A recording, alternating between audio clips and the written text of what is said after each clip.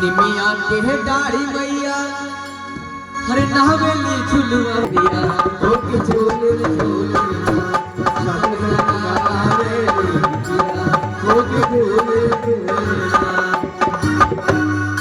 तो प्यारे हमारे यहाँ सब जगह भगवान। अच्छा, गोस्वामी तुलसीदास जी ने एक चौपाई लिखा है। क्या लिखा है कि हरि व्यापक सर्वत्र समाना।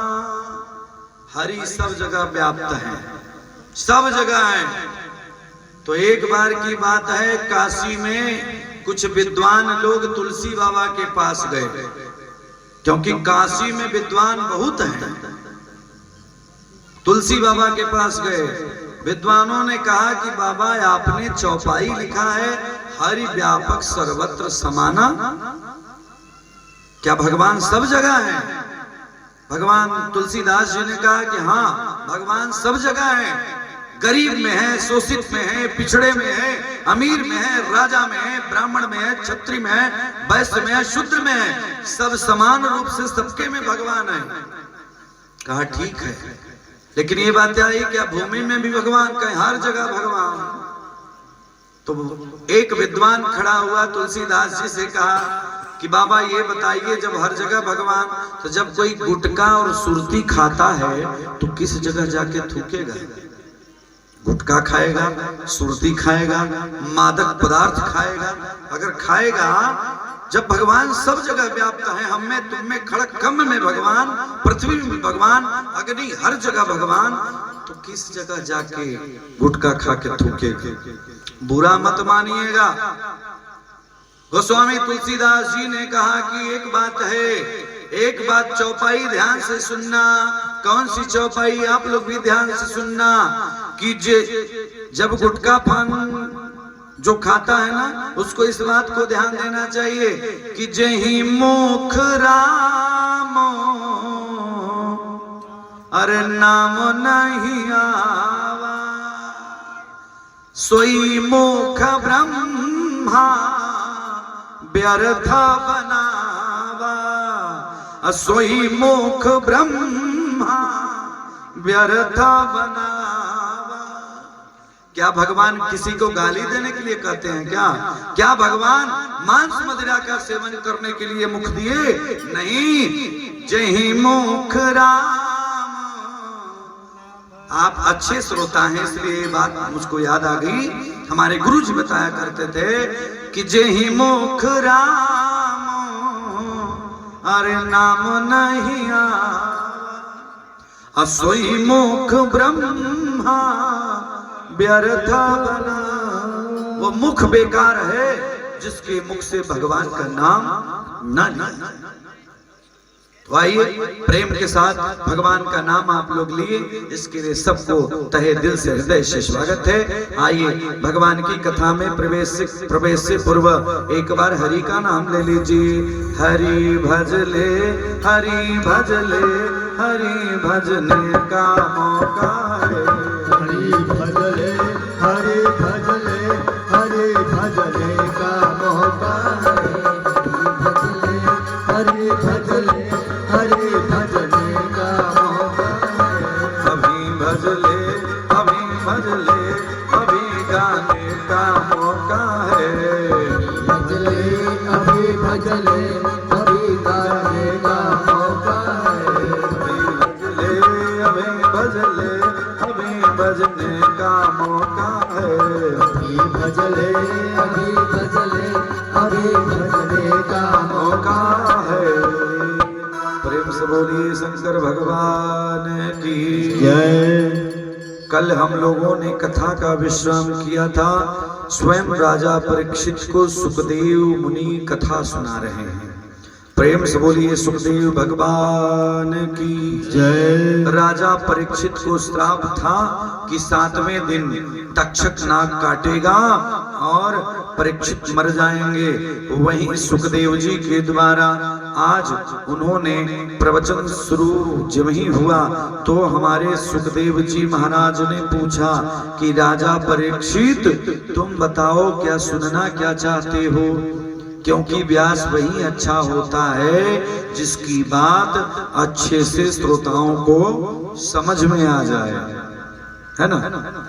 व्यास वही अच्छा माना गया जिसकी बात अच्छे से आपको समझ में आ जाए। और भगवान की कृपा से भैया बड़ा अच्छा लग रहा है। चतुर्थ दिवस है आज, भगवान का जन्म होगा।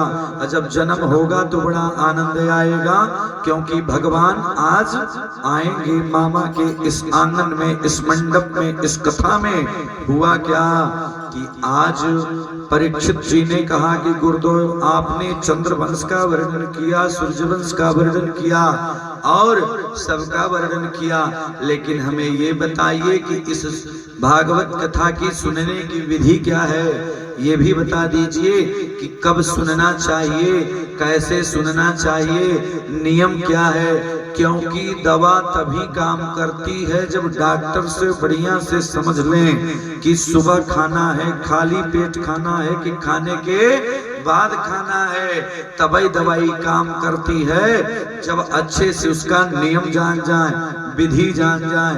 आज सुखदेव जी ने कहा कि हाँ परीक्षित, तुम्हारे जैसा ज्ञानी ज्ञानवान राजा श्रोता हो तो व्यास का क्या कहना, सुन लो ध्यान पूर्वक। बताया कि सप्ताह जागे, बताया कि सप्ताह ज्ञान यज्ञ कहते हैं श्रीमद् भागवत को। 7 ही दिन में तुम्हें श्राप है कि तक्षक नाक काटेगा और तू मर जाएगा। तो प्यारे, अगर ये भागवत की कथा करानी हो तो पहले नंबर पे आप एक अच्छे आचार्य, अच्छे विद्वान के पास जाइए, ज्योतिषी के पास, शुभ मुहूर्त दिखवाइए। शुभ मुहूर्त में अगर माघ का महीना हो, बैसाख का महीना हो, फाल्गुन का महीना हो, इतना ही नहीं भगवान का अधिक मास हो तो ये ज्यादा श्रेष्ठ बतलाया गया है भागवत कथा के लिए। लेकिन आजकल तो भैया हर समय में मामा जी भागवत हो रही है। पितृपक्ष में भी भागवत, पूष में भी भागवत, लेकिन जो मुख्य समय है उसके लिए बताया कि माघ, बैसाख, जेठ और फाल्गुन और उसके बाद अधिमास, कुछ 6 महीने का जिक्र किया, बताया कि इसमें भी कुछ तिथियों का निर्धारण करा लें उचित विद्वान के द्वारा। उसके बाद विधि ये है कि अगर यजमान बढ़िया से पूजा पाठ करके बढ़िया सारा मंडप बना के समस्त वेदियों का पूजन करे, अच्छे आचार्यों का वर्ण करे, कम से कम उसमें 5 आचार्य होने चाहिए। अधिक से अधिक अगर 7 हो, 9 हो, 11 हो तो अति उत्तम, लेकिन कम से कम 5 ब्राह्मणों का उसमें वर्ण होना चाहिए। और महाराज बताया कि वो ब्राह्मण कैसे हो, लालची न हो और जितना मिले उतना में संतुष्ट रहे और क्रोधी न हो, क्योंकि ब्राह्मण का क्रोध जब हो जाता है तो वो ब्राह्मण सही नहीं माना गया, क्योंकि ब्राह्मण को क्रोध नहीं करना चाहिए। और ऐसा ब्राह्मण होना चाहिए जो दान लेकर के अपने सिर्फ दान ले ही ना, ब्राह्मण के 6 कर्म बताए शास्त्रों में सुखदेव जी परीक्षित को। क्या क्या बताए, बड़े भाव से बताए, दान लेना, दान देना, यज्ञ कराना, यज्ञ करना, हवन कराना, हवन करना और किसी गरीब का सम्मान सेवा करना और कराना, दोनों के लिए बताया। जहाँ पर केवल दान लिया जाता है महाराज, वहाँ पे बड़ी समस्या होती है। देख लीजिए जितने पंडिताई करने वाले हैं उसमें से 25% तो बढ़िया है, लेकिन 75% बोले वृंदावन बिहारी लाल जय। जन्म बीत जाएगा, एक ही धोती पर पूरा 40 साल पार हो जाएगा। क्या होगा बचा के? अरे यार कोई लेके जाएगा क्या ऊपर? भगवान ने दिया है तो सुंदर मंडप बनाओ, भगवान ने दिया है तो सुंदर कथा कराओ, भगवान ने दिया है तो दान करो, भगवान ने दिया है तो किसी गरीब की कन्या के विवाह में सहयोग करो, भगवान ने दिया है तो इतना करो कि समाज आने वाला नाम ले। मैं आपके सामने बैठा हूँ, प्रत्यक्षम किम प्रमाणम, मंच से अपनी तारीफ मैं नहीं करता, लेकिन अगर देखना हो तो हमारे मूल गांव में आइए, हमारे उत्तर प्रदेश की भूमि पर आइए। साल भर में 2 महायज्ञ कराता हूँ और प्रयास करता हूँ कि अगर 50,000 लाख रुपया 25,000 अगर अपने जेब से भी लग जाएगा तो भी कोई बात नहीं है। 2 यज्ञ कराता हूँ। हमारे आचार्य ब्राह्मण बैठे हुए हैं। हमारे गांव में मामा जी पहले अकाल मृत्यु बहुत ज्यादा होती थी। हमने अपने गुरुदेव से कहा, गुरुदेव जिस गांव में अकाल मृत्यु होती है उसका कारण क्या है? हमारे गुरुदेव ने कहा कि प्यारे, गांव में अगर अकाल मृत्यु होती है तो उसमें एक कारण है। क्या? कि गांव के देवी देवता प्रसन्न नहीं है। कहीं न कहीं देवी देवता प्रसन्न नहीं है। हमारे गांव में एक से एक विद्वान हुए। आप विचार करिएगा, कभी आइए, जरूर दिखाने का प्रयास करूंगा, क्योंकि हमको भी आप जानते हैं, मैं भी आपको 4-5 दिनों से जान गया।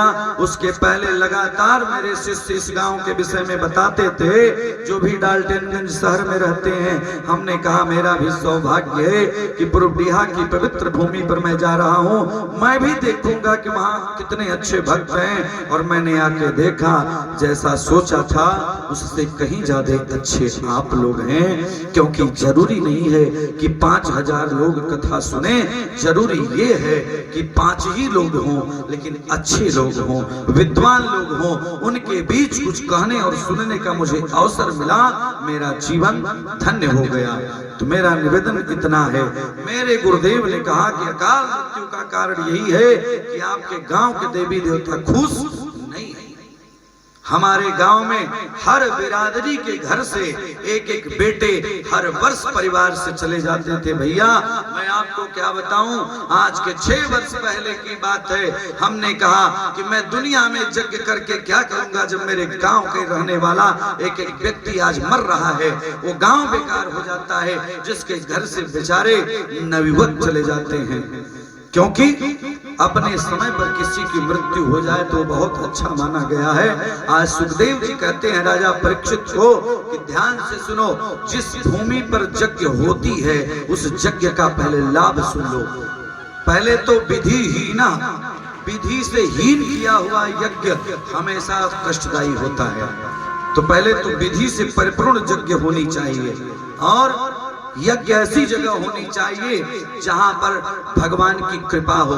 यज्ञ भूमि शोधित होनी चाहिए। हर यज्ञ पर, हर भूमि पर यज्ञ नहीं हो सकती, हर जमीन पर उपज नहीं हो सकती।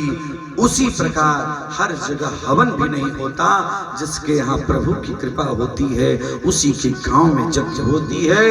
मैंने भगवान गुरुदेव से कहा कि गुरुदेव मुझे कौन सी यज्ञ करनी चाहिए? हमारे गुरुदेव भगवान ने कहा कि बेटा सुन लो, कलयुग में 21 यज्ञ होनी चाहिए। हमने कहा कौन सी यज्ञ? गुरुदेव ने कहा कि विश्वनाथ ममनाथ पुरारी, त्रिभुवन महिमा विदित तुम्हारे, त्रिभुवन महिमा विदित तुम्हारी, त्रिभुवन महिमा विदित तुम्हारे, त्रिभुवन महिमा विदित तुम्हारी। इस दुनिया में अगर कोई मालिक है पूरी दुनिया का तो केवल भगवान शिव। भगवान शिव के अनत्र कोई इस दुनिया का मालिक नहीं है। इतना बताया गया कि जब घोर कलयुग में सभी का विनाश हो जाएगा, विलय हो जाएगा, तो एक काशी नगरी ही ऐसी बचेगी जहां बाबा के त्रिशूल पर जो नगरी टिकी है वही पूरी दुनिया में बचेगी और सब समाप्त हो जाएगा। हमारे गुरुदेव ने कहा अगर गांव के देवी देवताओं को खुश करना है तो विश्व के नाथ भोलेनाथ की यज्ञ कराओ।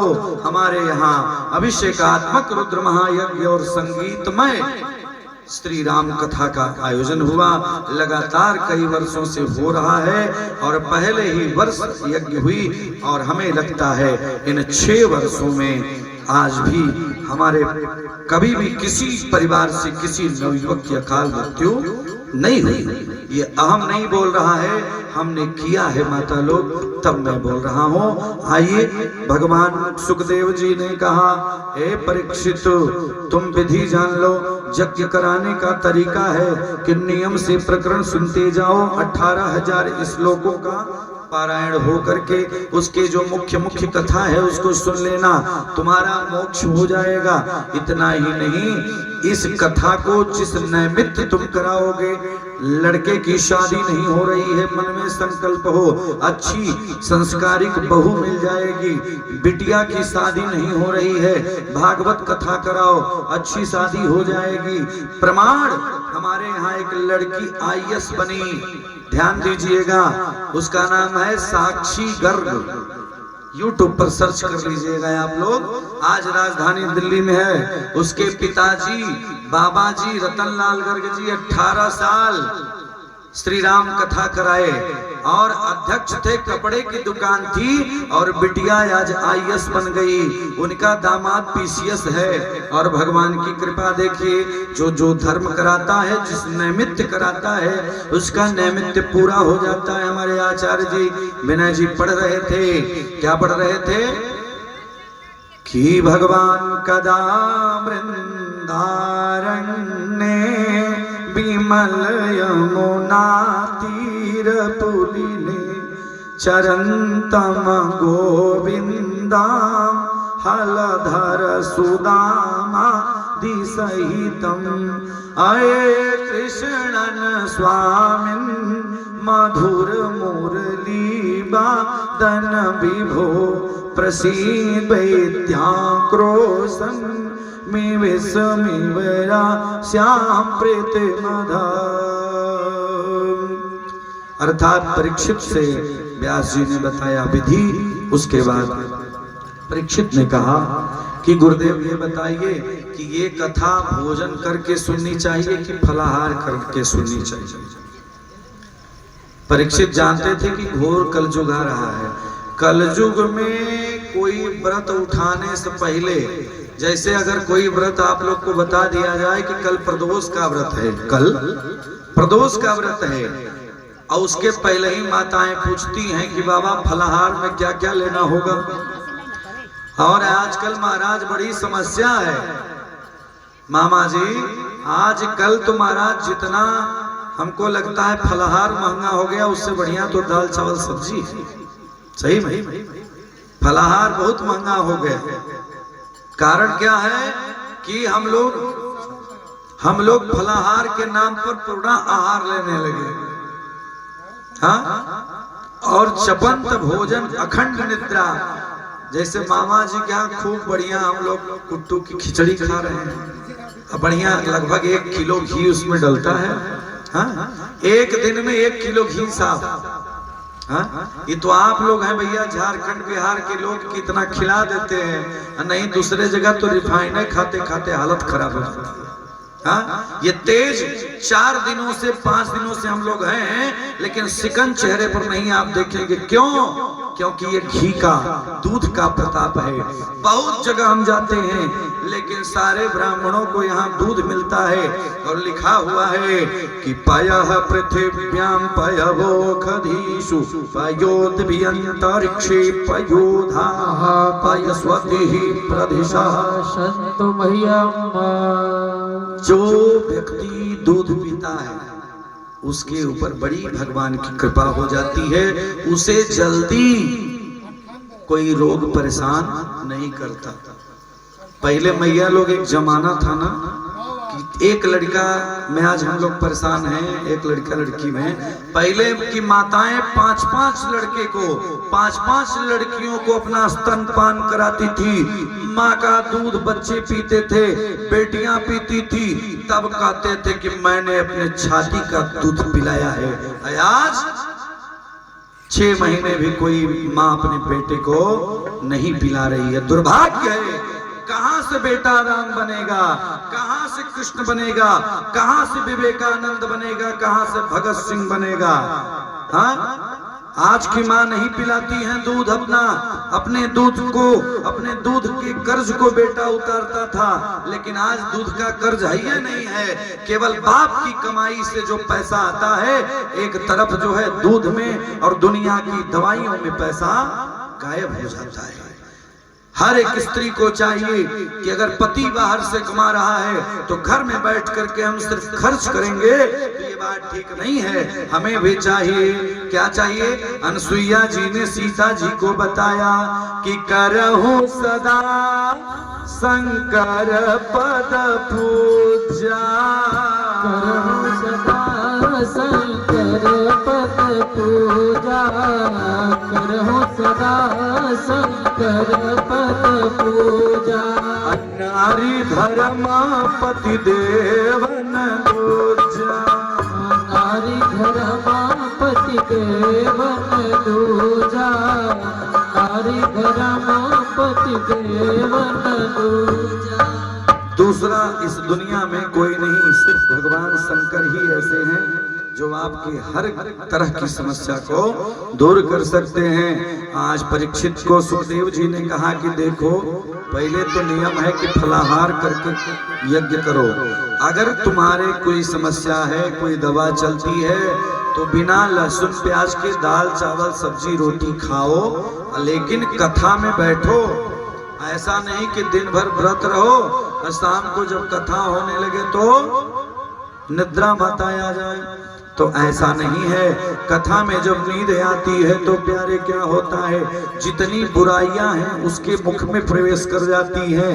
मैं नहीं कहता, उसी प्रकार सुखदेव जी ने कहा कि देखो, जरूरी नहीं है कि कोई व्रत रहे, अच्छे से खा पी के बढ़िया से कथा सुननी चाहिए। हम मन को प्रसन्न रखना चाहिए, हम मन को कभी गिरा के नहीं रखना चाहिए, क्योंकि जब आप खुश रहोगे तब भगवान आपके घर आएंगे।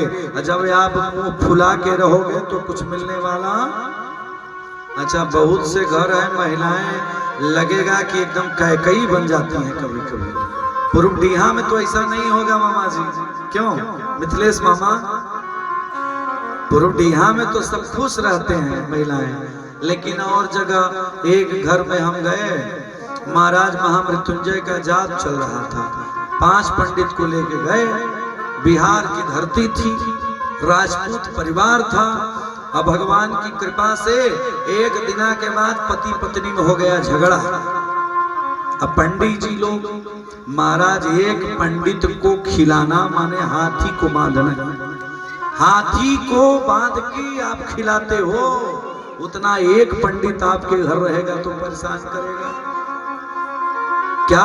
एक गिलास पानी दीजिए, चाय दीजिए, हाँ पेड़ा दीजिए, बिना चीनी की चाय दीजिए, चीनी वाली दीजिए। अच्छा, आजकल बड़ी समस्या है, अगर आप कह दीजिए कि बिना चीनी की चाय पिएंगे, तुरंत ही लोग पूछेंगे शुगर है क्या? है?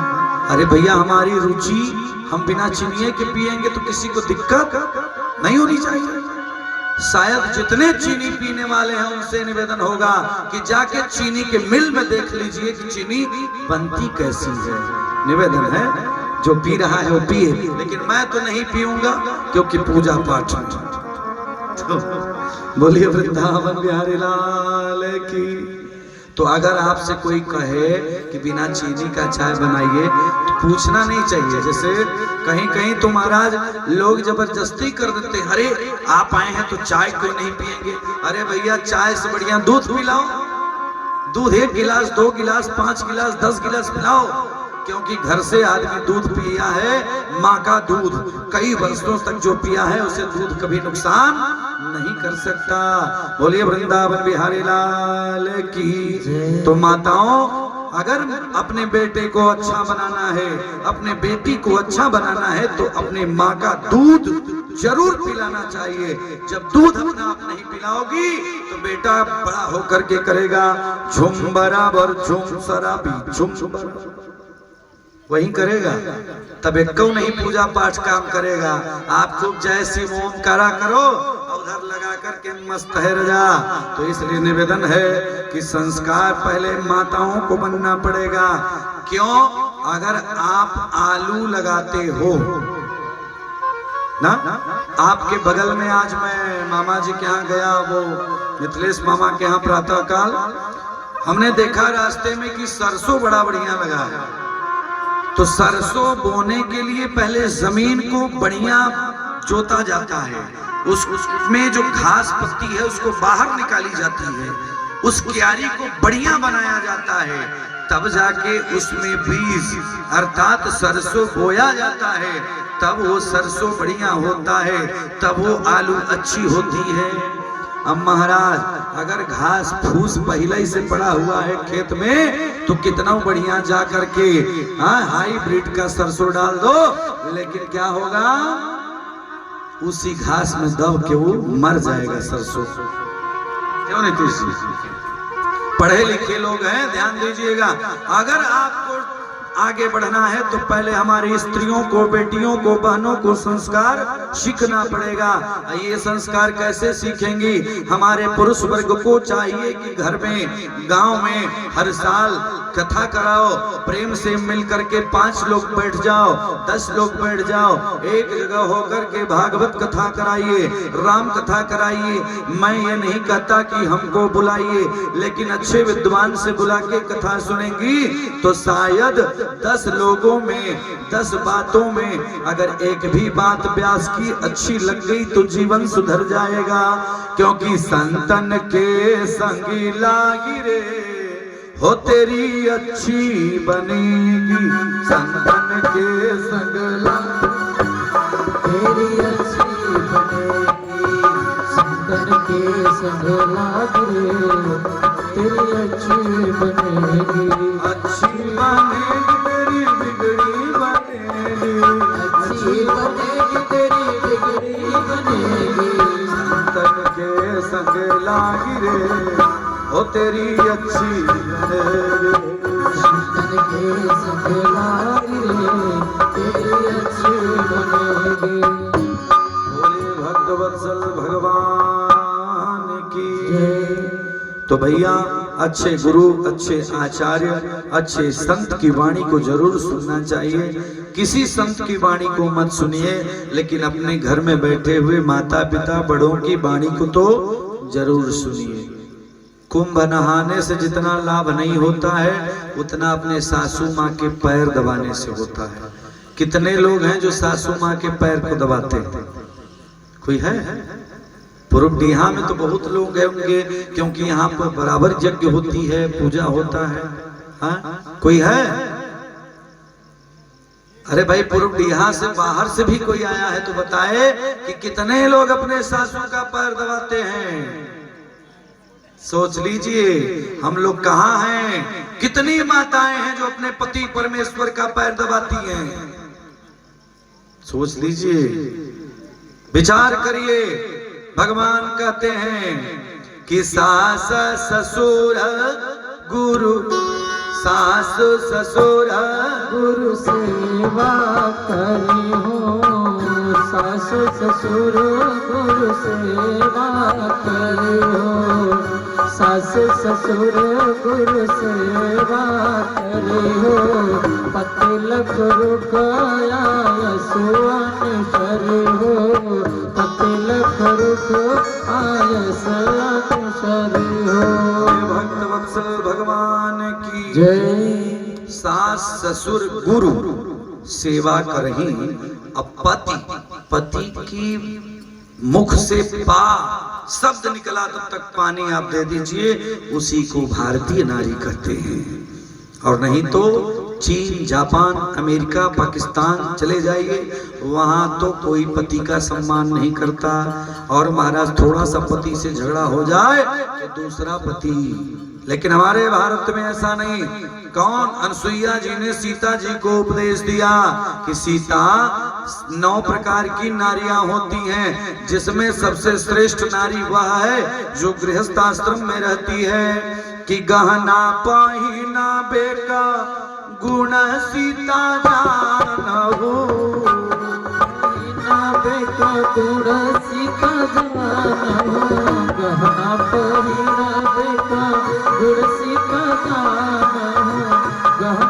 कुल रीत के निधाना, जय हो सीता राम से बने। गहना कुल रीत के निधाना, जय हो सीता राम से बने।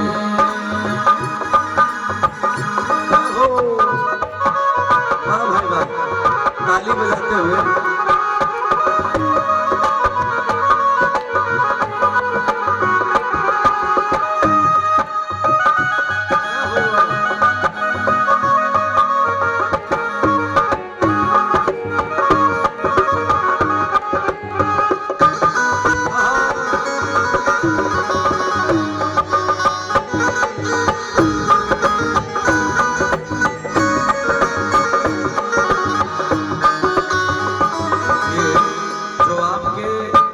स्त्री के विवाह में जो गहना चढ़ता है ना, तो ऐसे नहीं चढ़ता है, उसका एक महत्व है।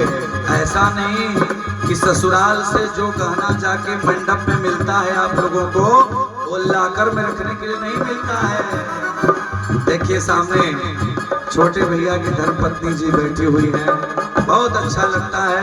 पहली बार आपके घर में हम आए, लेकिन ये महसूस नहीं हुआ कि मैं पहली बार आया।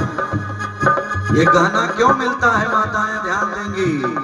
आज अनसुईया जी ने सीता जी को बताया, बिटिया सीता एक लाज रखना कि हरवा पाहिना बेका गुड़ सीता गाना हो।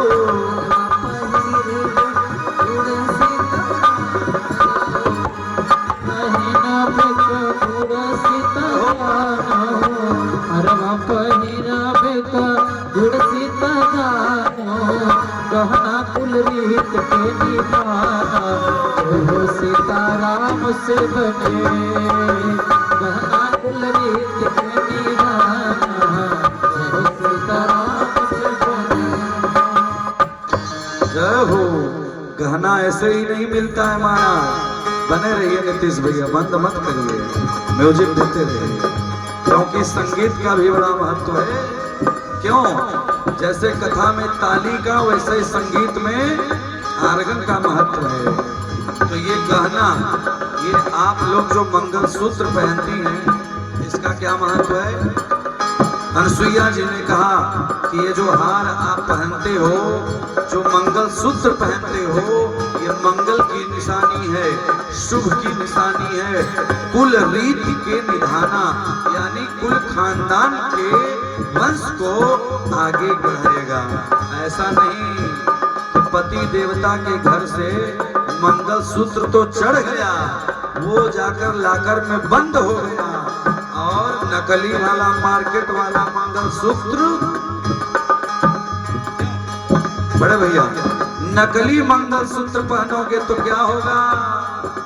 जो लक्ष्मण जी ने सूर्पनखा की हाल किया था, हरवा पहिना बेका घोड़ा सीता, हरवा पहिना बेका घोड़ा सीता जाना, हरवा पहिना बेका घोड़ा सीता जाना, हरवा कुल रीत के निभाना, जय हो सीता राम से बने।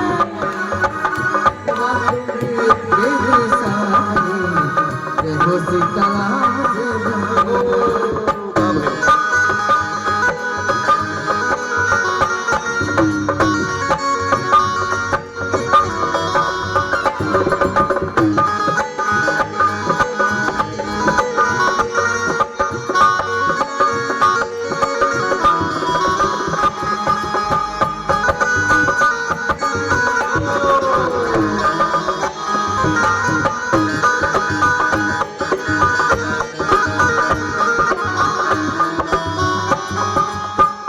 अच्छा, उसके बाद किसका नंबर आता है? पहले जमाने में एक नथिया चढ़ती थी, आपके यहाँ चढ़ती है कि नहीं? नथिया, यहाँ बड़ी सी नथिया होती थी, यहाँ से लेके यहाँ तक, कि नथिया पहिना बेका गुण सीता जानो, नथिया पहिन सीता मनाया परनाथ हो, नथिया पहिन सीता मनाया परनाथ हो, नथिया पहिन सीता मनाया परनाथ कहता हूँ बहक न जाए मन माना जय हो सीताराम से बने बहक न जाए मन माना जय हो सीताराम से बने। नथिया इसलिए कि मन अपने पति के अलावा कभी भी किसी प्रकार से दूसरे जगह ना जाए, इसीलिए नथिया पहले पहने ही जाती थी। आया नथिया चढ़ी लाकर में बंद गोदरेज में, फिर उसका काम नहीं। नकली वाला कलयुग है, लेकिन कलयुग में भी सुख तभी मिलेगा जब हम अपने ओरिजिनल चीज पर रहेंगे। भले ही वो 10 रुपए का हो, लेकिन जो सुहाग की चीज 10 रुपए की चूड़ी 10 करोड़ के बराबर होती है प्यारे, उस स्त्री से पूछो जिसका पति आज नहीं है। जब पति नहीं रहता है तो सब बेकार हो जाता है, लाल साड़ी सफेद हो जाती है। उस घर से पूछो जिसका पति नहीं रहता है, उसका घर टूट जाता है। इसलिए सभी माताएं ध्यान देंगी। अनसुईया जी आज सीता को सिखाती हैं, सीता तुम 9 प्रकार की नारियों में सबसे श्रेष्ठ नारी हो। जो भी नारी ऐसा करेगी वो 9 प्रकार की स्त्रियों में सबसे श्रेष्ठ नारी है। लेकिन पुरुषिया के लोग अगर 9 प्रकार की नारियों का मैं इस मंच से वर्णन कर दूंगा तो आप लोगों की संख्या तो वैसे ही ज्यादा है, अब कल कोई नहीं आएगा। इसलिए मैं 3 प्रकार की नारियों का केवल वर्णन करूंगा, 9 प्रकार का नहीं करूंगा, नहीं कल कोई नहीं आएगा। कभी समय दीजिएगा, मामा जी लोग कभी दोबारा समय देंगे, पुरुषिया के लोग तब बताऊंगा। एक कई बार में सब नहीं, 3 प्रकार की नारियों का वर्णन। अनसुईया जी ने कहा कि चुड़िया पहिना बेका तोड़ सीता जानो, चुड़िया पहिना सीता चोरी जन करे हो जी, चुड़िया पहिना सीता चोरी जन करे हो जी, चुड़िया पहिना सीता चोरी जन करे हो जी, परपति दुख संग नाना जय हो सीताराम से बने परपति दुख संग नाना जय हो सीताराम से बने।